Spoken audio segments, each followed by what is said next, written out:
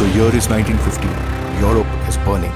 In the trenches of France, thousands of Indian soldiers fight and die in a war not their own. But hidden in the smoke of battle, two shadows take different paths. One earns the highest medal the British Empire can give.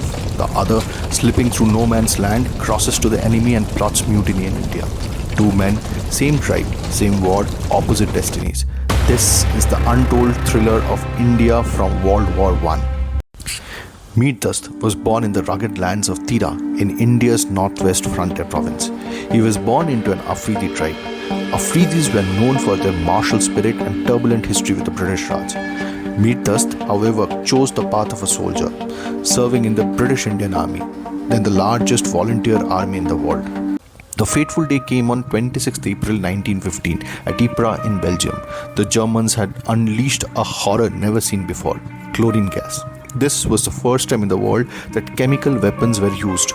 Green clouds drifted across the trenches, choking soldiers, burning eyes, suffocating lungs. Chaos broke out. Men fled, coughing blood, stumbling blindly. And in that moment of terror, Mir Dast stood firm. With a courage that defied death itself, he gathered scattered British and Indian troops, reformed broken lines, and held the position when collapse seemed certain. But this bravery did not stop at command. Even while wounded and struggling to breathe in the poisonous fog, he carried 8 fellow officers to safety. 8 lives saved from certain death. For this act of extraordinary heroism, King George V himself awarded him the Victoria Cross. The newspapers in Britain hailed him as a symbol of loyalty, a reminder that the jewel in the crown, India, stood with Britain in its darkest hour. This was a superb British propaganda tool in favor of colonialism. If Mir Dast embodied loyalty, Mir Mast embodied defiance. Around a month before Mir Dast's heroism, another major event occurred. 40 kilometers from Ypres, another battle was raging. The Battle of Neuve Chapelle. Indian regiments, Sikhs, Gurkhas, Pathans fought side by side with British Tommies against Germans. It was here that Mir Mast, a Havildar in the 58th Vaughan's Rifle, the frontier force, made his fateful choice. In the middle of battle, amid fire and chaos, he and 22 fellow Pathans crossed no man's land, not towards the British lines, but towards the Germans. It was one of the most dramatic defections of the war. The German field forces were delighted. They immediately sent Mir Mast to the German capital, Berlin. The German High Command welcomed them with open arms. For Berlin, this was called a propaganda coup. Posters, pamphlets, and broadcasts glorified Mir Mast as the Pathan who chose freedom. But the Germans did not restrict themselves to just the propaganda. Along with Indian revolutionaries, they planned something far more radical. Now comes the epic of Berlin Committee.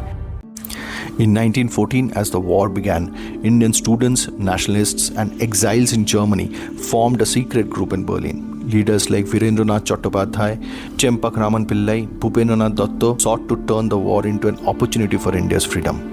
The Berlin Committee plotted mutinies, and emissaries were sent to Kabul in Afghanistan to the court of the Emir. Their plan was audacious: persuade the Emir to declare war on Britain, march into India through the Khyber Pass, and ignite rebellion in the subcontinent, while parallelly the Indian revolutionaries will rise up within India along with the soldiers in various army barracks. And into this fiery circle of conspirators walked Mir Mast, soldier of the Afghan Indian frontier tribe who can help raise this army of liberators. Mir Mast's knowledge of the frontier tribes and his personal connections with Afridis made him a critical asset.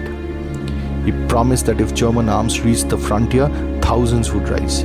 For the tribes, loyalty to Britain was shallow. Rebellion was always just one spark away. As the news of Berlin Committee leaked, the British panicked and an intelligence war started. The British Intelligence Bureau in India, led by men like Charles Cleveland and later Charles Tegart, swung into action. This is the same Charles Tegart who was instrumental in arresting the Anushilan Samiti members along with Aurobindo Ghosh in the famous Alipur bomb case. Surveillance increased manifold. The frontier was flooded with spies and every whisper of rebellion was hunted down. If you like this podcast, do subscribe to the channel and share with your friends and family. We'll meet you very soon in the next episode of this thrilling story.